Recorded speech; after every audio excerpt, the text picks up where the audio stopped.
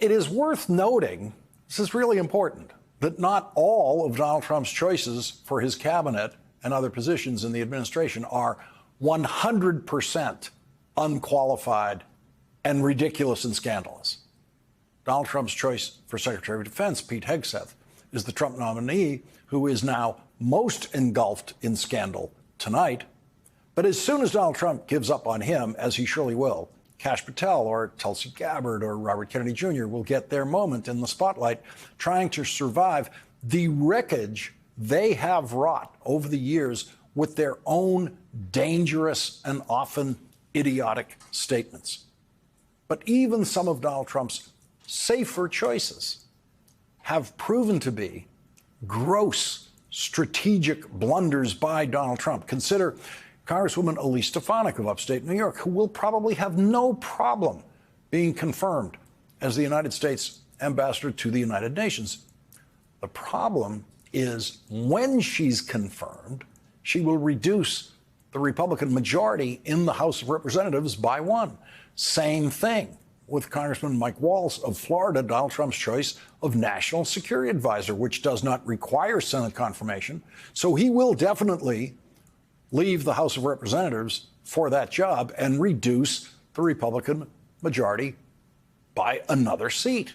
But keep an eye on Congressman Mike Waltz, because he is now tonight on the public list of possible replacements for Pete Hegseth as Secretary of Defense. Congressman Matt Gaetz already reduced the House majority by a seat when he resigned the House after being selected for Attorney General by Donald Trump. And so taking 3 members of the House of Representatives for his administration before Donald Trump knew what the final count of Republicans would be in the House of Representatives will reduce the Republican majority in the House of Representatives to exactly 2 seats at the beginning of the next Congress. When Elise Stefanik goes off to the United Nations, the Republicans will have 217 seats in the House, and the Democrats will have 215.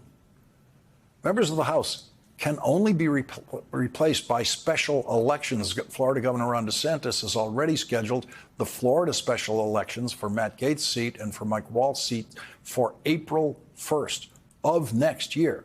New York Governor Kathy Hochul will schedule the special election to replace Elise Stefanik, and that will be a minimum of 90 days after Elise Stefanik announces her resignation from the House of Representatives, which she hasn't done yet. So for months, the Republicans will only have a 2-seat majority in the House of Representatives, thanks to Donald Trump's strategic blunder of pulling Republican members of the House into his administration.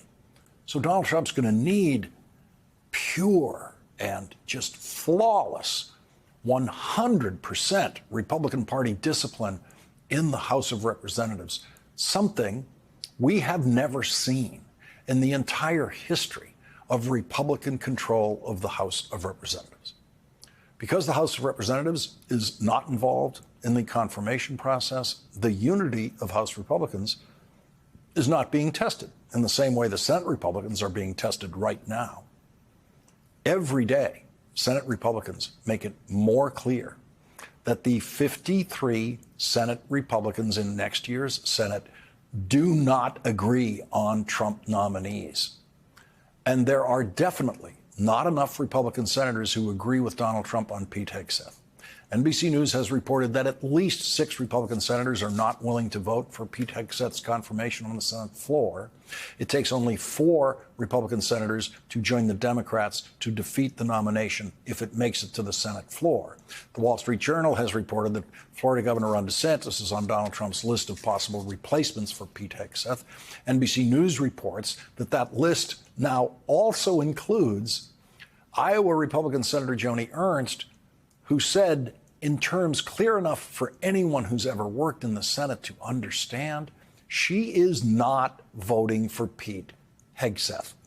She, of course, didn't say those exact words after her private meeting with Pete Hegseth today, which she promised, as we reported here last night, would be, her words, a frank and thorough conversation. There are many things she could have said about that conversation today. She could have said, we had a good conversation. That's what most senators say about every conversation with a nominee, including the nominees they vote against. A senator has to say something more positive than, we had a good conversation, to indicate that the senator is actually supporting the nominee. It is very common for senators to say, I fully support the nominee. And Joni Ernst has said that about other Trump nominees. Senator Joni Ernst, who's now on the list to replace the nominee, said this about her meeting with Pete Hegseth today. Can you summarize it for us?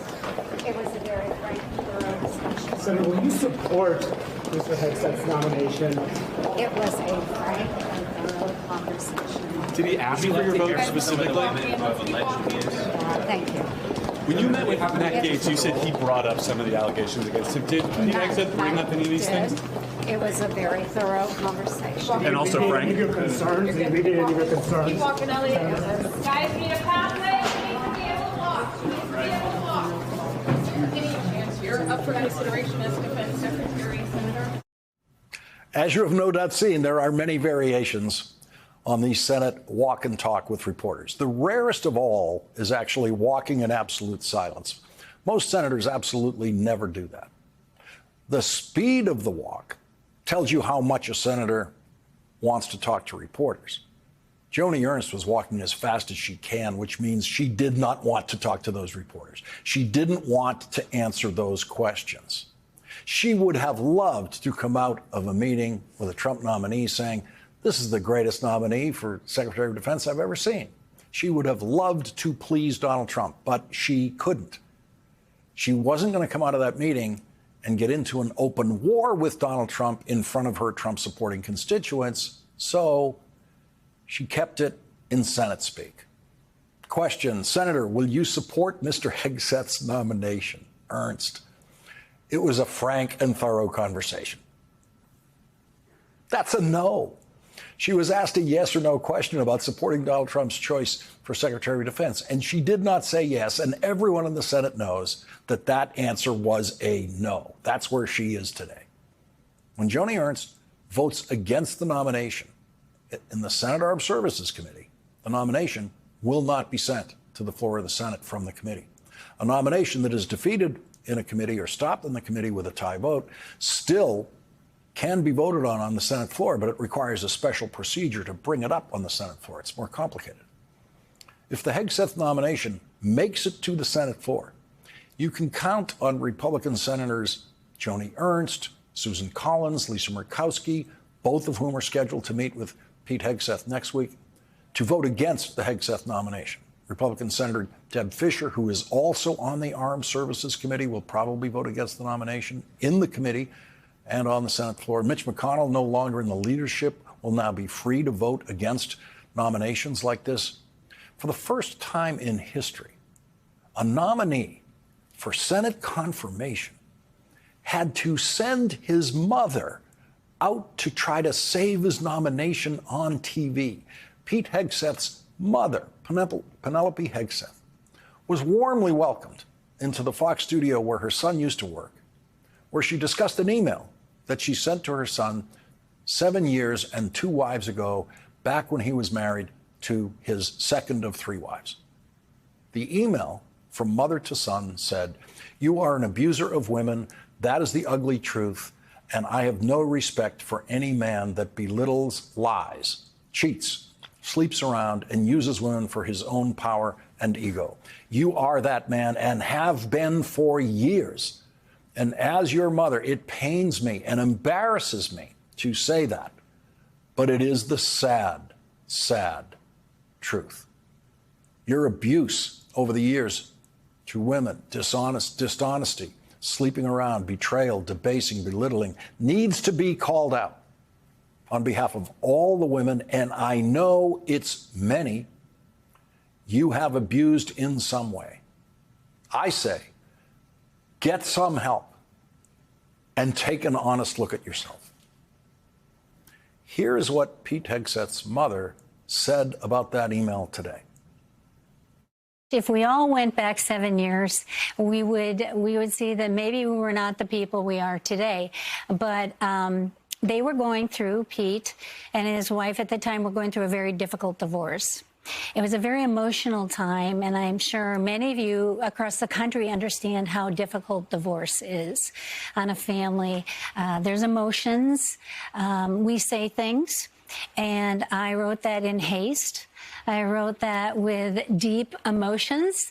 I wrote that as a parent, and about 2 hours later, my husband tells me I should think through things a little bit more, but Pete and I are both very passionate people. I wrote that out of love. And about 2 hours later, I retracted it with an apology email, but nobody's seen that. So it was a difficult time. I, for one, would be very happy to read Mrs. Hegseth's apology email that she just referred to. It's true that no one has seen that, but she could allow everyone to see that. She's welcome to come on this program and read it, or come on this program and not read it, have a discussion about her son. It would be interesting to see if in that second email, Mrs. Hegseth actually retracts what she called the sad, sad truth about her son, because she didn't do that today. She simply said, that was 7 years ago, and now he's a new person. Pete is a new person. He's redeemed, forgiven, changed. Forgiven for what? All those things you talked about in that email? Saying he's a changed person seems to be saying that he really was guilty of all those things. He really was, in his mother's words, an abuser of women and someone who lies. That was her word, lies. There was one thing Mrs. Hegseth said that I'm sure we can all agree with. I believe he's the man for the job. I think being a TV news host, I think prepares you for most things in a position like this. Sounds good to me. Pete Hegseth's mother urged him to get help in that original email, urged him to get help. Today, Pete Hegseth told a Trump propagandist that he never got help. First of all, I've never had a drinking problem. I don't. No one's ever approached me and said, "Oh, you should really look at getting help for a drink." Never. I've never sought counseling. Never sought help. So he didn't do what his mother asked him to do. He didn't get help. And in the single most desperate lie Pete Hegseth has spoken to try to save his already lost nomination, he said this. That's how I view this role as Secretary of Defense, is that I'm not going to have a drink at all. And it's not hard for me because it's not a problem for me.